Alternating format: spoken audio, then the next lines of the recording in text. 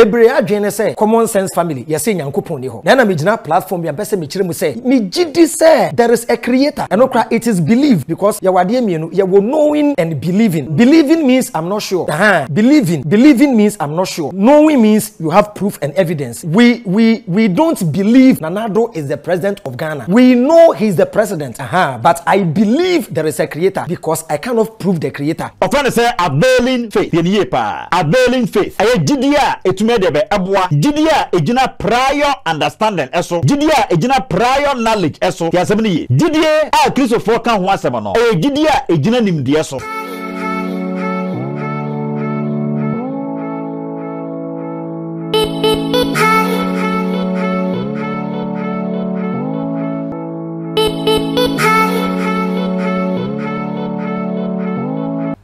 Michelle Odofo na Mokwaba eba Lawson Media na ebrei mu de wonim sese brother Steven onya agina adwa na ayese ye bowura eye Islamsom mu na yahwe eye won chechera hodo bi wa de be okura na yahwe se eye no kre anase enya no kre ewo dwumadie so no ma chew se we are about reasonable logical and also thinkable polemics against historic authentic Islam and recreate the awareness that indeed Jesus Christ descended for the redemption of man. Okay, and you know Islam somwa kasa wate ho asamati ati no Islam som say na esitie ankasa kramofo kan se mebre ebremu majiri se kramofo di sala mebo ana enti balaka de sala ebi awo bia no agye so balaka kade.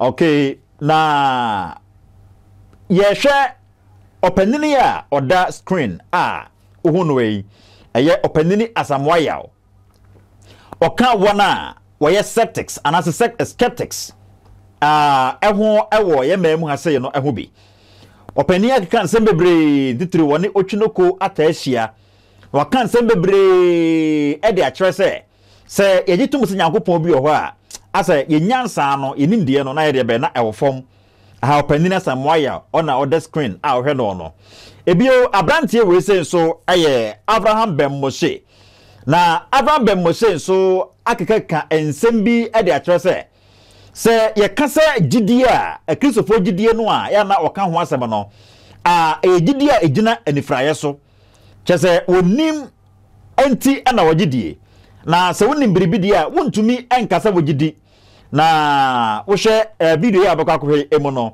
Avram be Moshe ekere eye KSM se se ogidie no madikan atwa program ho but ene no mi bebie no memu amwate ase yi se Kristofo gidie kura ye no enye blind faith enye gidie a ejina anifraye so obeka se na mugidie no nyina anifraye so a Yesu Kristo mo hone da ana mo hone da Onyankopon mo hone da ana mo hone da ansana yebekọ akọ video no ma na ye hone mra sesi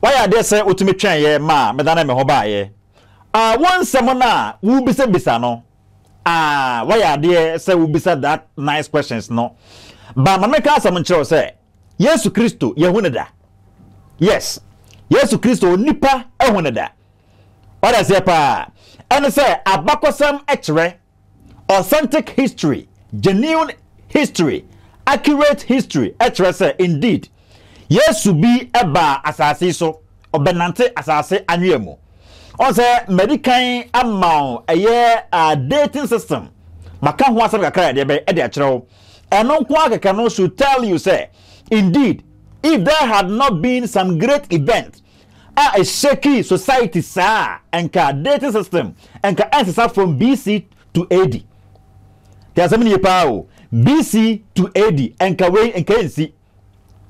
What I say, the whole world prior to the advent of Jesus Christ on earth, no, now what date time say BC, but Jesus Christ by actually what date time say by AD ABC and atheist one yin to mum person Yankupon bi hokra pon safo nyina no a historians nyina no one a dated times that they AD up to date. So where came from AD or where came from the changes? There should have been some great event a shaking society sir, okay, and to me a cause I had that kind of effect no. There so many pa ebio manasan kire say onyankopon so an yetumi say oho she Avram be Mose aye this portion of the video no na ohwe wi a ho no na ya ba aba be kirem medican aba share the biblical faith after explaining it to you most especially Hebrews 11 verse number 1 and I be kirem di a kire wo Avram be Mose cited this biblical verse na or the kire say didie ayede onipa anim na wagiedie so hunu da na de wagiedie se de be se wo uni hunim de untumi hunu ntifa gidie gitum se de be se ho na je se gidie ni gina ni fraye so but we are going to prove say it is never true. Even Hebrews 11 verse number 1 en kasa asema no se hunu berebi e na wagiedie tie ni ye ye hwe Avram be Mose ni video no yemra sese bebre adwene se common sense family yes nyankopon ni ho na na me gina platform ya pese me kire mu say me gidi say there is a creator and okra it is believe because ya wade mienu ya wo knowing and believing. Believing means I'm not sure ba wo de ugidi believing means I'm not sure, knowing means you have proof and evidence. Okay we don't believe Nanado is the president of Ghana. We know he's the president. Okay. But I believe there is a creator because I cannot prove the creator. But you don't I believe. I don't know there is a creator. I believe. I see. Okay. Because knowing comes with proof and evidence. So in the scientific field, they deal with proof, facts, and evidence. And in religion, all you have to do is to believe. That's why they have faith, the substance of things, hope for the evidence of things not seen. Okay. Aye, Judea, a Christopher, a can once a man. Often say, availing faith. Availing faith. Aye, Judea, it made a abwa. Judea, a jina prior understanding, eso. Judea, a jina prior knowledge, eso. Tia 70 ye. Judea, a Christopher can once a man. Aye, Judea, a jina nim dieso. Shadio. Avram be Mose make a statement they say si Ghana say na owo no obi bia anim say Akufo-Addo oye president obi enya say bi obi gidi say Akufo-Addo president but sa assembly no enya no kore. Okay, enya no kore. We believe another Akufo-Addo is the current president of Ghana, and again we know for sure say he is the current president of Ghana. We don't just know, we believe as well. Yadi say, what is it, president? No, nim so say be say oye president. Sana asamne tie. Etino aye Judea, a Christopher eka e ho asem no. Aye Judea Bible no ka ho asem no. Enye Judea, aye ejina ni fraye so. Se minim bribi, ena ma de be ena ma je de da bi. Enye sa na Bible no ka so sa no a you are not harmonizing, or your explanation is not harmonizing with what the Bible actually says. Tell somebody, Ebio, my mention of the Hebrews chapter 11, verse number 1. As some Bible I can say, now faith is the substance of things hoped for, the evidence of things not seen. After Jidie ene enioma yeni eda suono so enioma yenda suono eho de be ebribi adeno enda so aye pe no ye ho bribi aye di adanse. Okay, and we have evidence of the things not seen. Enioma na ye pe ni hunu ye no ye ho adanse bi. Okay, the enda so ye ho bribi a e kire say indeed adekona de be ho ana de enema na ye hunu de ehunta owiase mo no enema na ye hunu heaven hell onyankopon ene ade abofo ne ade emfa yani ehunu won no ye wo evidence bia ema etumegitum se de be indeed wo ho I'm not sure there. With this evidence, I make a one semono. Here, it's somewhat like me tell you here, and I mean two quite amanada. Menko Afghanistan da. Menko Ivory Coast da. Menko Canada, and as any of the foreign countries, Menko Hoda. Guess you. But a day and a mammy to me, GDB say, Canada, ever America, ever and near ma, a war American, you know, many physical, it will be that. And near my Canada, no many physical, many culture, man, some impair will be that. But how do I still believe, say, Mano, indeed, I have evidence. When evidence now, me no, Mehuno, our TV so. Okay, Mehuno, our some documentaries, emu. Just indeed, America, it's somewhat like this. Radio, a year, America, one ankasakwana mepe akrono. Bibi ewa met me ejina so ade ajatum say be indeed America ho obi afri ho aba obi from America aba Ghana pen abaka America asem ade akere me. Therefore, is there America or there is no America? There is America. Asem ni pa o hwade ebi also afa one kasa o ma me no papa wo me tie this argument one kasa ma me no papa wo no titru Avram be Moshe Mr. What is it? Openina Samoya amon asefo. Aye wa maame eno papa wo no. You don't have a proof say omuna wo. You can't prove it. Okay, to prove it to me say o maame no papa na wo, you can't prove it. You will tell me say you have an evidence. Where lies your evidence? What evidence na wo henefa? Oba kire me paper column bi. What they a birth certificate and a bachelor me because baby, you were not there when your parents were giving birth to you. You were not there when your mother was giving birth to you. There's something, oh, did you know? And you know, in this world, if you ask me, without faith, did you know? Bibi beyond why bet me ayamana ye. Okay, Avram be Moshe. Kasa okay, can you na social media no? What did you say? There's going to be a time about to collapse Chrisosom. Now my CSF a company na there be etumi agina. There are so many. It's a belief. Did you know? Okay, you don't see you've not seen that victory, but then one is say you know when yeah. Oh, did you be say? E betumi there be agina. Ama Chrisosom there be collapse. Okay, did you know did dwuma no? So but na social media na wo kasa you believe ne say nipa betimi at the wo no na what ase. Meboana Sanatia, without faith, no, you wouldn't even travel from a place to a place. Because I don't to say, and me come go do me cook Kumasi abu, me kwa Akraba, me kwa Henefaba, me kwa Henefaba. Where they who say, and power come to me aba, GDA.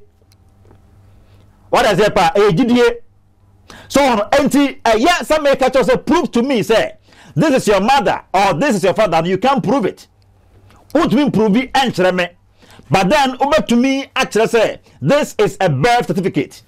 A brand man, now a woman, no. Now, any person may see, we are be there dance, say, now, oh, we I can be sent out, many so free, you know. I mean, when you say woman, and many women, one at the mere, but you were not there when they were giving birth to you.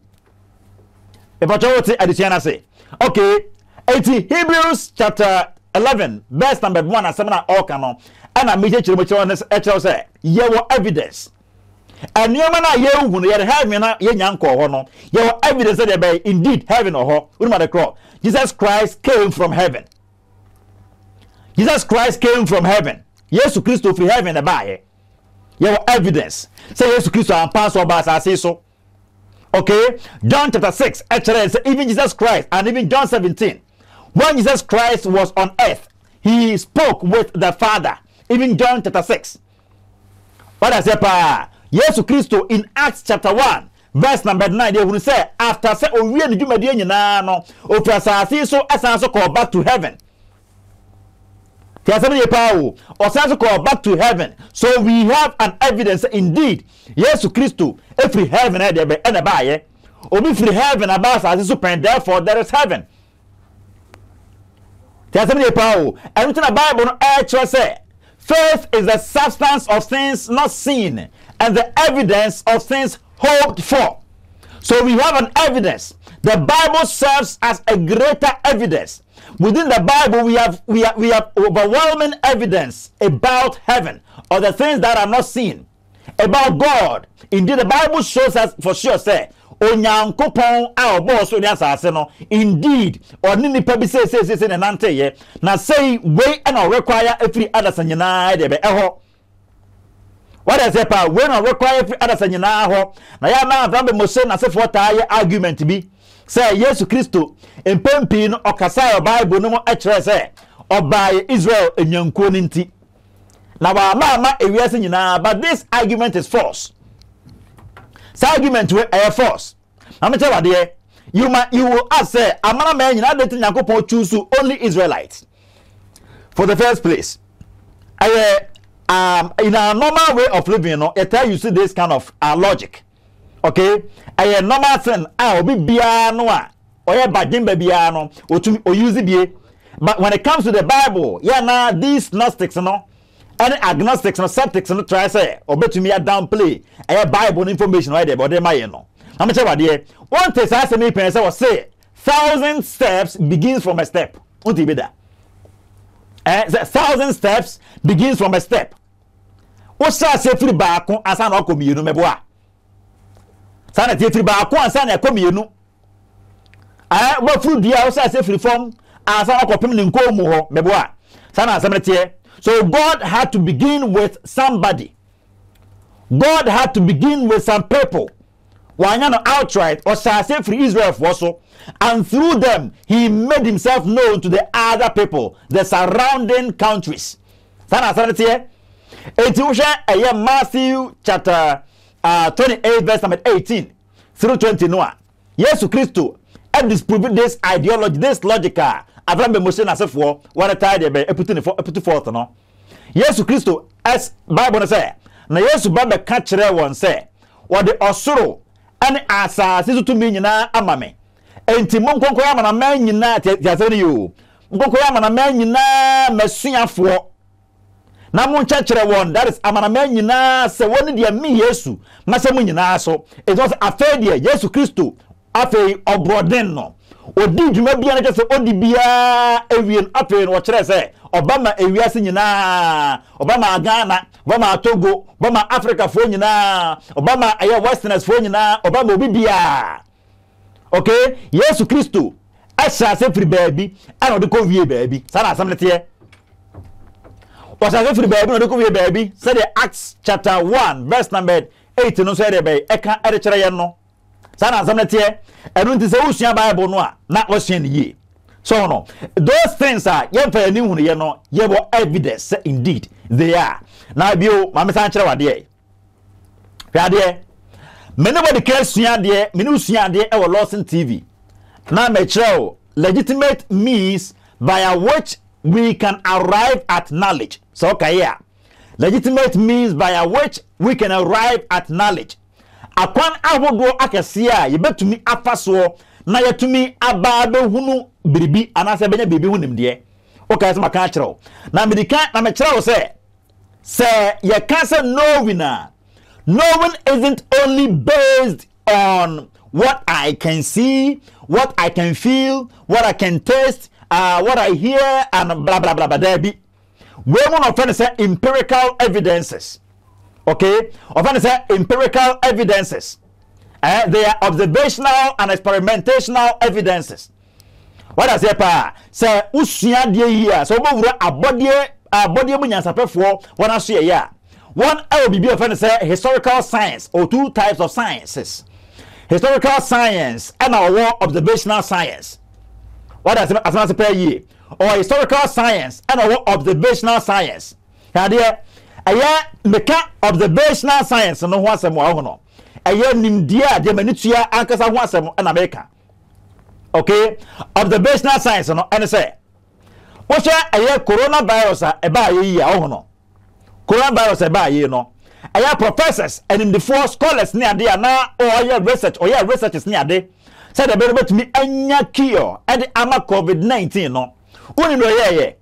Now, one hour some chemicals near there mix ye, and historically, on say buruli hours about pain. ya de we ba pen kwa ba na fa so a anim de fo etu ase okwa ba na anim de fo fa so na otumi tu sa yare we mu nyina de be ase.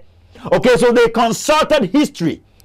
Okay, it's open nimdia every abakosem mu open say historical science. Okay, so bibi say see o you say dia and a yan so say mix chemical we the way eka ho a ampa baboa ya bisa chemist no. Okay, baboa ama yetumi anya antidote for a yes ayare no. Ti asem ni pa entino one pade oni tia nko ana eye sa de no. Okay, on fa de wani tia nko ana eye enuro paracetamol ne amon bi ni bi ko ne multivitamin ne ade a ye hunu no da bi. Okay, historically they do some searches in history. Okay, or ehwehwemu abakosemu ehunu se me ka we ni be mu a ebebo manya bibi we tene currently the most see no se me say ya e betimi manya antidote to yare we say because back in the days 2000 years ago 3000 years ago say no yeah otumi edesa yare na ampa yanso otumi no say ampa etumi ya adwuma tanate ya historical science nimdia aba ekọ na ye ni ho and your observational science nimdia currently ye wo mu sana samete. That is what makes us ascertain for sure say ampa Bible no o kire nyansa ore Psalm 19 enyom edun krono no a Psalm 19 actually or talk Psalm 19 talks about historical science. What is it?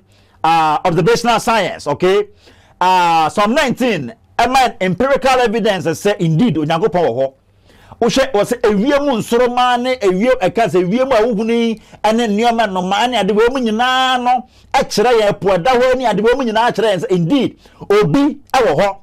There is a greater one, supreme being, and whenever obati supreme being no you think of superior being. What is it? Inferior being. If there must be a supreme being, there must of necessity be an inferior being. So who is the supreme being? The supreme being, and you can say to me inferior beings. Yen human beings, no, inferior beings. And the supreme being, no, or you be on your limited nipa de bay, limited no, or crown a nipa, or the nimbebre a nipa. Ona hoyo the analogy ebe kire say ye beings there it can say being and of course yen to be. Say ye beings there it can say being and hoyo yen sana asamna de be etie enzo no ma kire say ye historical science and ye observational science kade say wo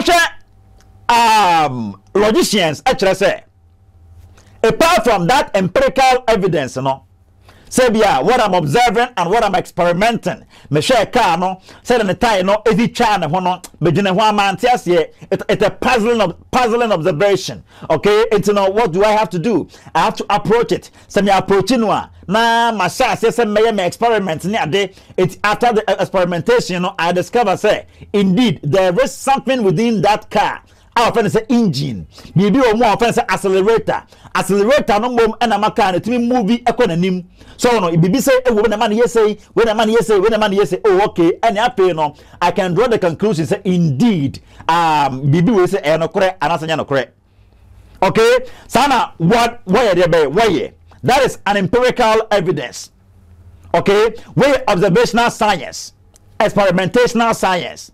But apart from some medimani hunu bibi medime say so bibi mu anasa bia meka bibi ahwe mete nkembo mimuni ade no mentumi mu say bibi wo ha na American church say anya no kore your historical science wa po ani ehu ogitum your observational science and the mani ade be mani ehunu e mane yeye well chade bibi te say bantoa sebi bantoa a de say ohono your enuro bi ewo ebibere mu asay ya as a result of natural science yena nanom ni eni hobi yena nanom Avram be mo say mejiri se wasada what I say mejiri se wasada nunum ebia de bi asada wo de mekofra na hwentia pepere ni ade form visa ni ade wo de afra na wo de ade be wo de asa minim se bia o man wo tua wonda okay on say yena nanom na ye yo ana ohunu sa haban we ni haban we so ka bomu a etumi say are bi te sesei so obi yam etu a obi yam ye ne ya se wo de sa no obetoma ne yam ahwie ohunu da ebe ma ne yam ahwie ma bibia fi ne yam ade be aba we no when they were discovering them no na ye ni ho. Okay, but and then do we do them? Yes, we do them. Okay, and we base on the historical evidence I work. The abba akrono, the abba chamono, and also the ejina near the area and day.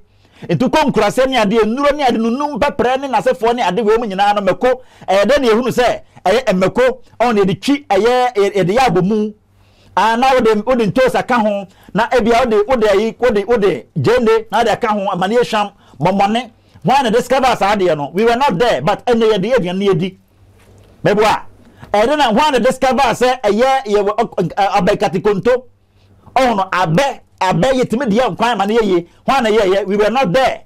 We didn't discover them ourselves. Yeah, none of discover but and you know are we going by the same processes? Yes. Avram Mose means abenkwan unya na ho opepa opani asamoya abenkwan me say opepa but anya na discover ye. It bases on what you didn't see. Okay, yeah, na mama da research na ni ho but we just dey toward dey ma ye gina say abakosa ne so na ye yankwan ne ye di ane ahodo bebre. What I say and this is how do aba bebre no ano modernization kakra na dey be na abam but utimu say it trace back to ye dey na no me dey be what discover and say we ye no. Sana 70 we were not there but say me na ye die. What I say pa say me na ye die it there is a historical sign they see ya na oni ho and they afei woni dey be woni etua dey ni tua no so agitum say ampa bibi say dey be bibi say ebaye. Okay, nice one. E bi ma che say American was me chebebere hade ye wo o be say deduction and induction we mu nyina ye other legitimate means by which yetumi hunu say nyankopon wo ho and say bibi ye no kore. Okay, with the idea of deduction no o say you can say deductive logic deductive logic no aye say ufri somewhere what is it specific now what somewhere general what is it sorry ufri somewhere general to somewhere specific that is deductive logic. Nice one. Deduction no from somewhere general to somewhere specific it will be say specificity and generosity. Okay, something like say o share aye kube oh no say oto kube and ati kube efini di aso a kube aban ote efini di aso a wo di kube no to so no na offer second na obo pa oh no you opese unya bribi you want something specific from kube no enti wu dwade wo ho ni nyina de afiri ho na fa ba beto de na ankasa na ya specific thing na idea be wo pe no what as I say ye if I say deductive and deduction logic what it be afiri mu amanaka the actual one. Okay, your induction so inductive logic from somewhere specific to somewhere general. What I say somewhere specific to somewhere general a b and I make us nyankopon ye no or shall say from specific people Israel for so and after the be we are saying na eso yes Christ shall say for Israel for so and the be we are saying na so sana samete and ye induction no and I say inductive logic no. So we have deductive way of reasoning and inductive way of reasoning. O say metitifiri mu okay na so hwe se do sika asem no a ene na che se so o party so we say itime ya bo sa fe na chi nipa no abo nipa no ohu de all kinds nipa so masi onim de pa yi lawyer we waben judge we waben hwe se do si ekeke kan asem na de be kekira abante no wantumi enya na hotwabre oyi no ba bia na enye yie ana etumi enya na de be eche no tiasem ni it's sometimes it means specific thing na nipa no aye no na etumi de di ma ba mu a me nyankwa kura bata bebre. Okay, and also aye inductive logic or inductive way of reasoning and a bio ye wo the offense say what is it credible evidence.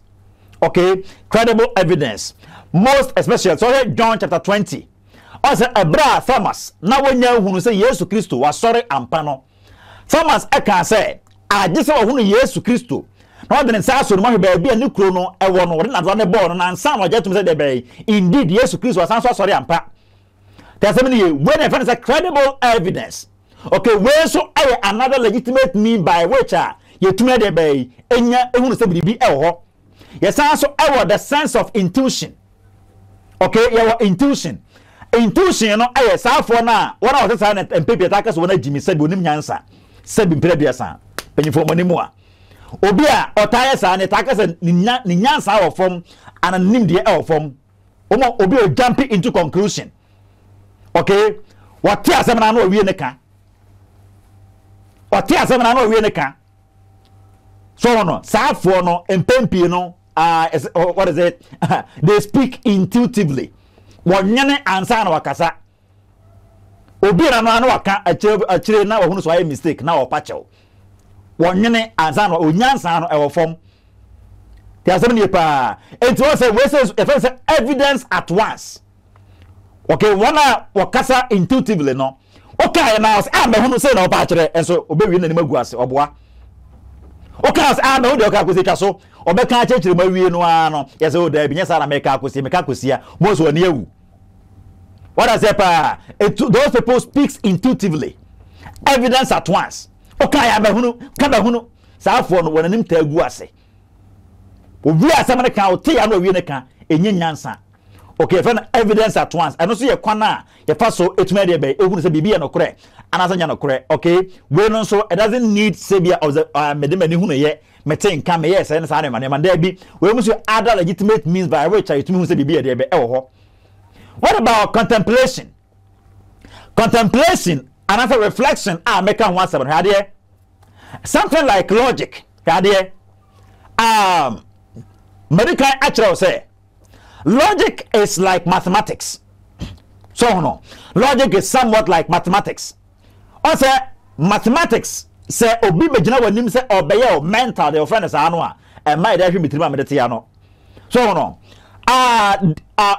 you don't already do but me maybe it say 212 224 2 on we say mono ya can just say akani pa na ho 210 20 2 on akani pa na ho but maybe it say 3 times 35 ni pa ba contemplate asa no dey be kan san dey akere wo 4 times 30 36 ni pa ba reflect asa no dey be kan dey akere wo.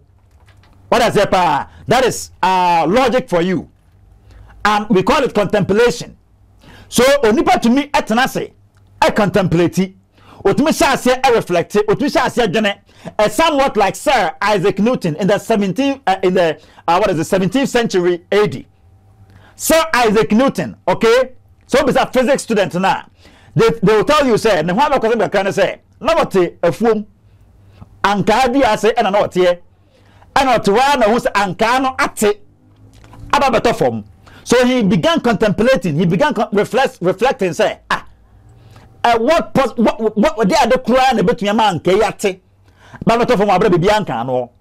That is where we discover a year. What is it? The law of gravity, gravitational force. No. A year. What is it? Supernatural law. Rather, a law within the universe. Nyankopon rather. But we discover said there is some law within the universe. Our friend say gravity. Your gravitational force. What I say, Panty, as I was a baby, a boo, a from no, and from maybe they be a ball no, from I didn't even a ball no bad bay, number form. As I was a baby at this position, no, maybe be the piano from where it was already, and a cocoa baby.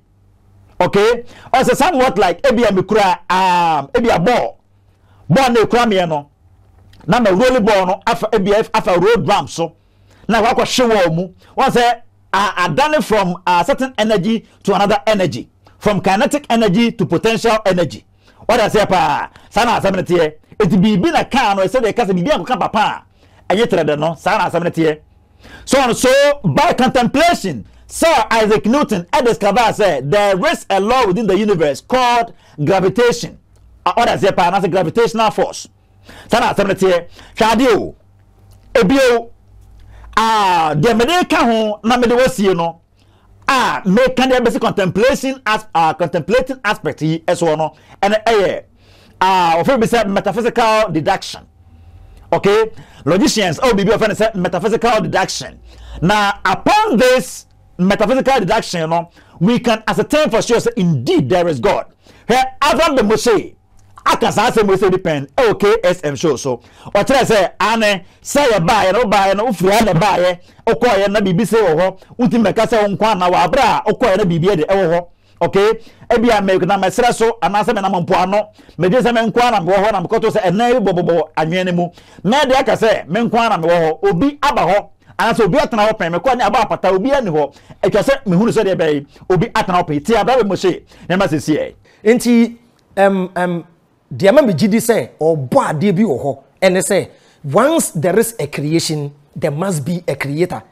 Imagine say this is the first day yede wo ko gina moon ne so the first day on the moon udru moon ne so pe na hu Coca-Cola bottle.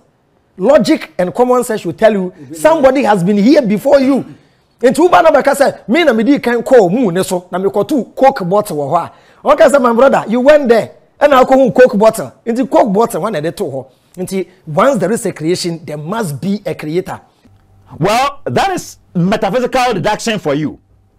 Metaphysical deduction, no actually say, hey, they see here, na me no nyina na eni ho. What I say pa, they see here, na me no nyina na eni ho. And say, ye be wi asi mo no, ye beto say, ensonoma wo ho, bosome, owia, ensuonsuo, enua ne ade, even ye beto nipa. Okay, okwan be kwa nipa kura fa so eba asase so. The first human. Okwan be no fa so eba asase so. Okay, what is the origin of all things? Anyama nyina hyase ene say. Anyama nyina hyase ene say, what is the origin of mosquito? What is the origin of so when you go by the fossil record? What I say pa yana geologics. When I can wasem no a. What is it? Yeah, I've forgotten these terms.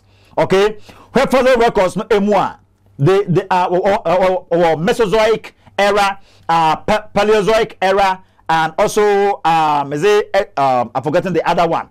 Okay, yeah, these eras ni adana oka ho asem no oka eritre se ebrebi na emore se wo ho and ebrebi a eduru ye no obo nyina akoye ebrebi na emore baaye and ebrebi eduru obo nyina akoye ebrebi na emore baaye enti oka we na de be kire se Genesis chapter 1 verse 1 asem na oka no say bia 6 days 6 literal days na yakopon edebo ade nyina no se da bi calculated by Aeon says 6,000 years and yakopon de bo ade but we no anya no kre Bible no specific say 6 literal days and yakopon or the bo ade nyina so what is the origin of everything?